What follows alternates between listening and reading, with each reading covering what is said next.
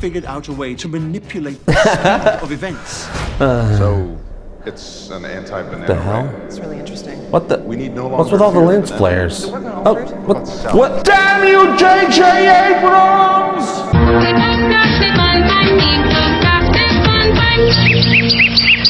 Hey gang, I'm JP and welcome back to Egotastic FunTime. Today we're gonna have a great time because I've got some great news for you guys. Star Trek is finally back on television. No, I'm not talking about Star Trek Discovery, which aired this week on CBS with a whopping 10 million viewers, which I guess is pretty good for a web series. No, I'm talking about a show that looks and actually feels like Star Trek.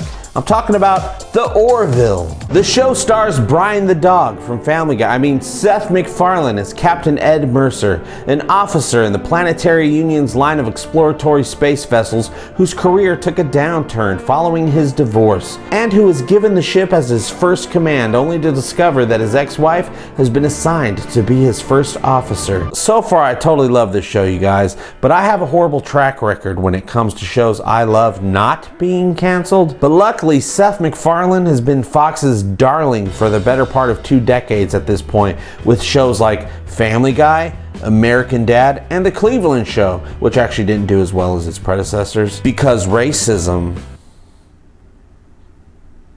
Cosmos! The Orville pilot aired a couple of weeks ago and it opened with shaky reviews. But that was the pilot episode. It takes a while for any show to find its balance, you guys.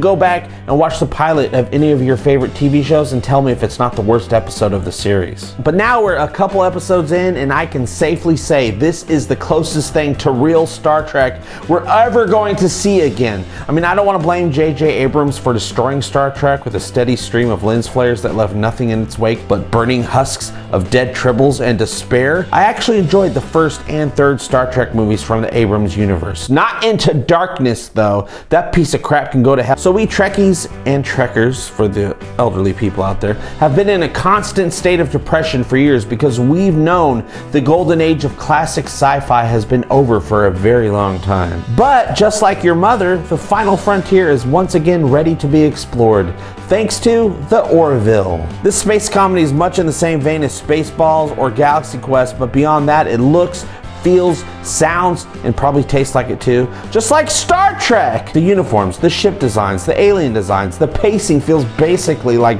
Voyager. Speaking of Voyager, how about that Orville theme song? Feels pretty familiar, doesn't it? Here's the Voyager theme song.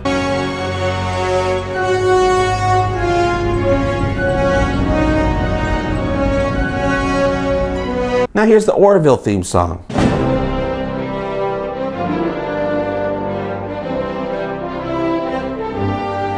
Voyager theme song.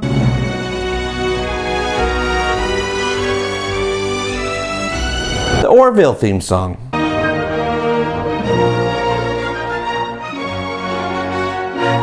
Here's the new Star Trek Discovery theme song.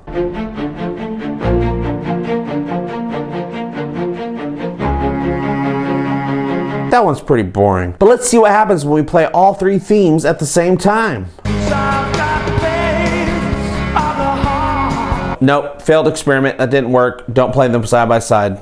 Just don't. The storylines are well written. There's a foundation for interesting characters to do interesting things, and it's funny as hell too. The comedy part was a little bit hard to get used to in the pilot episode. Your brain had to adjust to something that feels like Star Trek, but had all of the humor of a modern day workplace sitcom. Then episode 2 came along, Command Performance, where an officer with very little experience, who's also pretty hot, is put in command and has to overcome their own fears to rise to the occasion and serve their ship.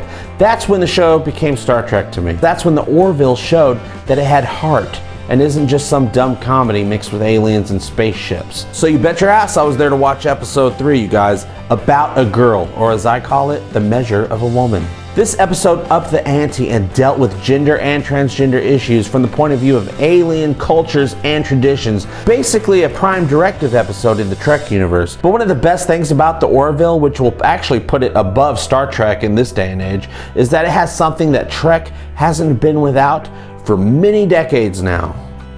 baggage. With the overwhelming abundance of canon, complex history from movies, TV shows, and books to have to wade through in the Star Trek universe, 2 universes actually now, the Orville is free from all that crap. It's creating its own canon as it goes along and doesn't have to cater to anyone's childhood memory of what it's supposed to be like.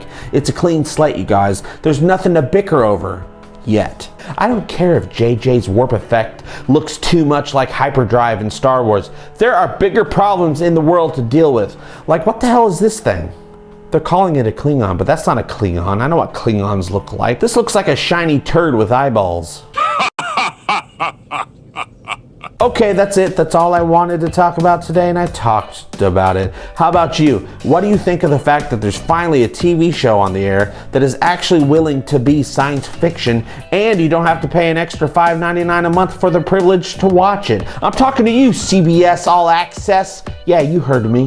Bitch. You can let me know by joining the conversation in the comments below. And I want to thank you so much for liking and subscribing to my stupid show. It really does mean the world to me. And if you want to help support future episodes of Egotastic FunTime, you can do so by clicking on the Patreon link below. Set phasers to click that link. I'll see you next time, and as always, I hope all your times are Egotastic fun times. Love you, bye-bye! Egotastic FunTime, we're gonna have a great time. Egotastic FunTime, give me all your money. Give him all your money. You will find it funny. Just give me money. I love money. Give me all your money. Give me all your money. Give me all your money. Give me all your money.